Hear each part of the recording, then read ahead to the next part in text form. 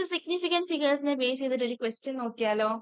So the question is the result of addition of 35.5 plus 2.025 plus 60.44 rounded to correct significant figure is. ഇപ്പൊ 4 options തന്നിട്ടുണ്ട്. ഇതിനകത്ത് ഏതാണ് answer എന്ന് നമുക്ക് നോക്കിയാലോ? എടാ ഇതിൽ നമുക്ക് വാല്യൂസ് 3 ഗിവൺ വാല്യൂസ് തന്നിട്ടുണ്ട്. ഏതാണ്? 35.5 ഉണ്ട്, 2.025 ഉണ്ട്, അതേപോലെ 60.44 ഉണ്ട്.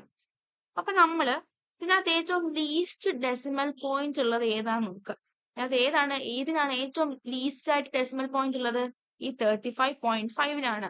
ബാക്കി നോക്കിക്കേ, ഇവിടെ വന്നിട്ട് 3 ഡെസിമൽ പോയിന്റ്സ് ഉണ്ട്, ഇവിടെയോ 2 ഡെസിമൽ പോയിന്റ്സ് ഉണ്ട്. അതുകൊണ്ടിട്ട് തന്നെ ലീസ്റ്റ് ഡെസിമൽ പോയിന്റ് ഏതിനാണോ ഉള്ളത് അങ്ങനെ ആ ഡെസിമൽ പോയിന്റ് വരുന്ന ആൻസർ ആയിരിക്കും. മീൻസ് ആ ഡെസിമൽ പോയിന്റ് എത്രയാണോ അതായിരിക്കും നമ്മുടെ ആൻസറിൽ വരുന്നത്. മീൻസ് നമ്മുടെ ആൻസറിൽ ഇവിടെ നോക്കിക്കോ ഒറ്റ ഡെസിമൽ പോയിന്റ് ആണ്. നമ്മുടെ ആൻസറിൽ ഒരു ഡെസിമൽ പോയിന്റ് വരുന്ന ആൻസർ ഓപ്ഷൻ ഏതാണ്? ഓപ്ഷൻ ബി ആണ്. സോ കറക്റ്റ് ആൻസർ എന്ന് വെക്കുന്നത് എന്താണ്? ഓപ്ഷൻ ബി ആണ്.